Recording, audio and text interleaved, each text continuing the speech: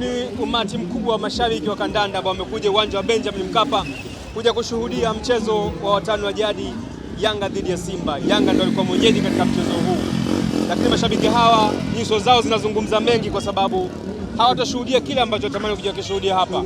Walitamani kuja kuiona dabi ya Kariakoo, mzunguko wa pili, Yanga mwenyeji wa Simba, lakini ni huzuni kwamba hawatashuhudia mchezo huo baada ya bodi ya ligi kuthibitisha kwamba mchezo huo hautafanyika hii leo na utapangiwa ratiba nyingine. Sasa unaweza kujiuliza nini ambacho kinafuata kwa mashabiki ambao kwa wingi wao wapo hapa, ni wapi ambako wataelekea hivi sasa, kwa sababu mechi ilikuwa cheza saa 1 usiku, lakini hivi sasa bado mazingira yanaonyesha kwamba wako hapa, hawaamini kama ni kweli mchezo hauchezwi, lakini ndivyo hali ilivyo. Maafisa wanahakikisha kwamba hakuna mtu anaingia tena ndani, na wale ambao wako ndani wanatolewa kuhakikisha kwamba wanaondoka katika uwanja huu wa Benjamin Mkapa.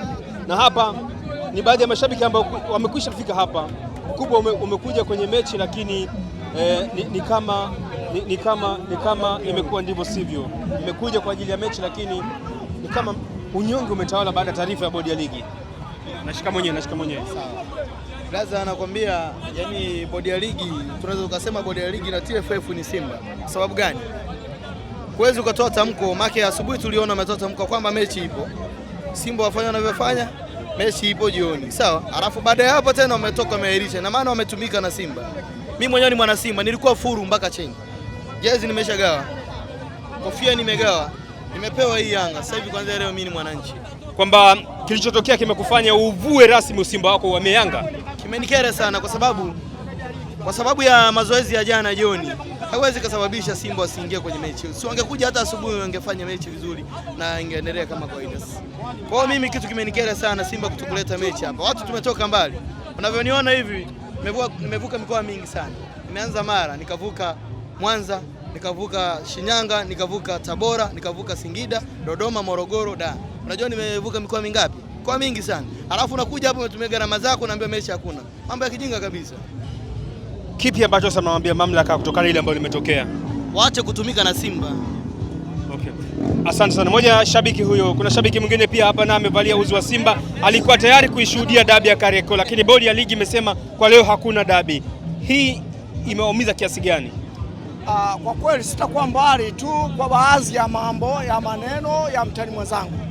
Cha kwanza, mamlaka waliangalia hili, wanatumiza sisi wanachama au mashabiki, tunatoka mbali, na pia tukizingatia katika mfumo wa uchumi wetu wengine uko chini.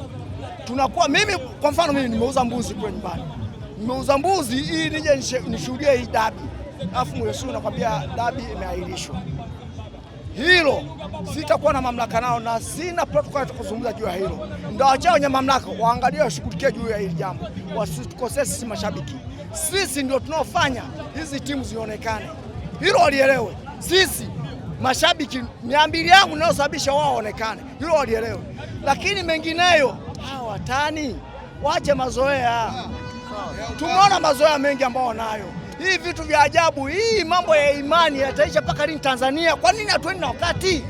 Aza tubadilike. Kwa nini hatuendi na wakati? Mambo ya imani nini? Kila mmoja na imani yake na hatufungiwi. Namna ya imani, namna ya kuomba, kila mmoja anatakiwa aombe anavyoweza kwa dua yake kila anachokitaka. Sasa kwa nini wao wanataka sisi tuende wanavyotaka wao? Waache tabia hiyo. Ni shabiki huyu ambaye ameangua kilio kutokana na hiki ambacho kinaendelea, akisema kwamba ametumia gharama kubwa kufika hapa, lakini hakuna mchezo ambao unafanyika hapa, inamuumiza na anashindwa hata kueleza.